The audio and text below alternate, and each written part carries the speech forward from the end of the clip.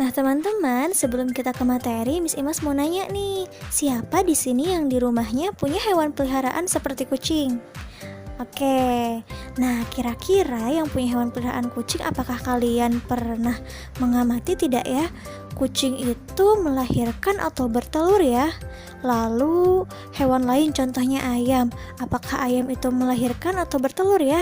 Nah, untuk mengetahuinya, hari ini kita akan membahas tentang pertumbuhan dan perkembangan hewan serta cara perkembangbiakannya. Yuk simak sama-sama materinya ya.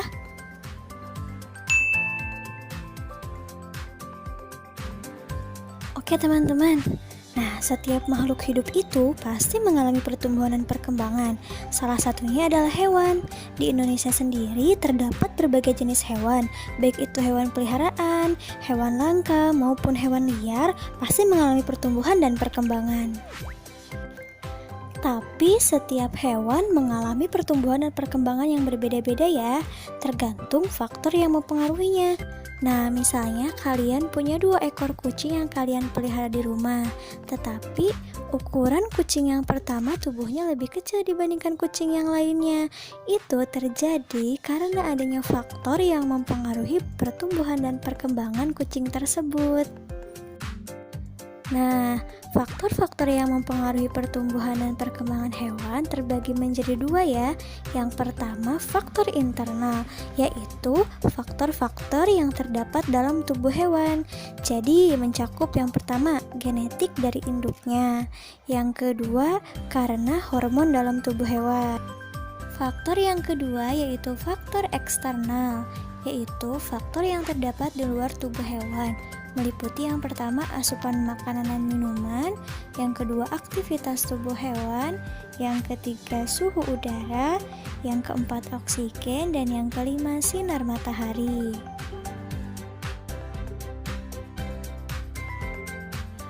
Nah, teman-teman, bahasan selanjutnya adalah tentang perkembangbiakan. Nah, ada yang tahu nggak ya perbedaan antara perkembangan hewan dengan perkembangbiakan hewan itu apa ya? Nah, teman-teman, kalau perkembangan itu adalah perubahan kemampuan, kecakapan, keahlian, kematangan organ-organ fisik. Contohnya misalkan burung ketika menetas dia belum bisa terbang kan, tetapi seiring berjalannya waktu, perkembangan organ-organ dan fisiknya sudah mulai berkembang, akhirnya dia bisa terbang tanpa adanya bantuan. Nah, sedangkan perkembangbiakan adalah kemampuan makhluk hidup untuk menghasilkan keturunan yang bertujuan untuk melestarikan jenisnya. Nah, teman-teman, berikut adalah cara bagaimana hewan berkembang biak. Yang pertama, bertelur atau biasa dikenal dengan istilah ovipar. Contohnya ayam, ikan, kupu-kupu, nyamuk, katak, penyu, dan lain-lain. Yang kedua, dengan cara melahirkan atau lebih dikenal dengan istilah vivipar. Contohnya kucing, kuda, sapi, kerbau, dan lain-lain. Ada juga yang berkembang biak dengan cara bertelur dan melahirkan atau lebih dikenal dengan istilah ovovivipar. Nah, bagaimana sih caranya? Hewan tersebut bertelur, tapi telurnya menetas di dalam tubuh induknya. Lalu induk tersebut mengeluarkan anaknya dengan cara melahirkan. Nah, contohnya adalah binatang buaya, ular kobra, kadal, dan lain-lain. Oke teman-teman, kita bahas satu-satu ya, dimulai dari hewan yang berkembang biak dengan cara bertelur. Yang pertama tadi contohnya adalah ayam.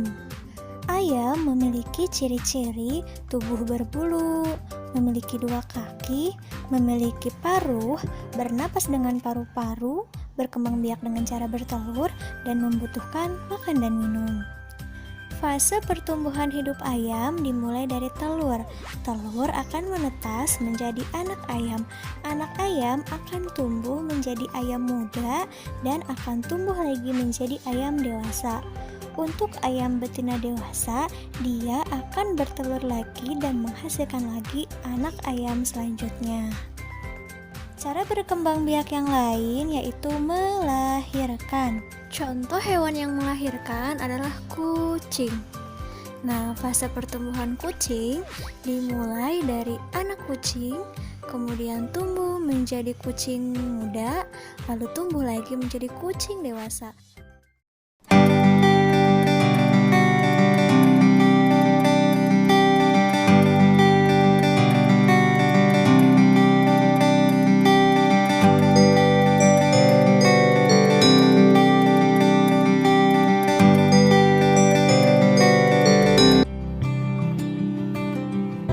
Halo adik-adik, kali ini kita akan belajar tentang siklus hidup pohon. Sebuah pohon dimulai dari sebuah biji yang terkubur di dalam tanah. Air yang jatuh mengenai biji dan sinar matahari yang menghangatkannya membuat kulitnya yang keras terbuka dan tumbuh akar keluar.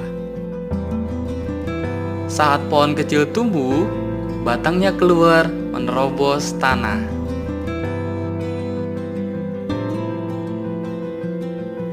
Kemudian, daun-daun mulai bertumbuh di batang tersebut.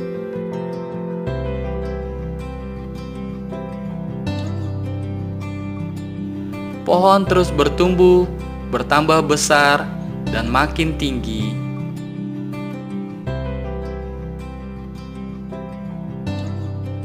Daun-daun banyak tumbuh di sekitar batangnya. Akarnya terus tumbuh ke dalam tanah. Dan batangnya tumbuh menjadi keras dan kuat.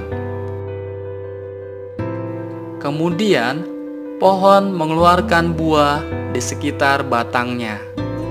Buah terus bertumbuh, semakin besar dan menjadi matang. Buah yang matang akan jatuh ke tanah. Buah ini akan terkubur di dalam tanah, dan bijinya dapat menumbuhkan pohon yang baru. Sekarang kita sudah mengetahui tentang siklus hidup pohon. Sampai berjumpa lagi.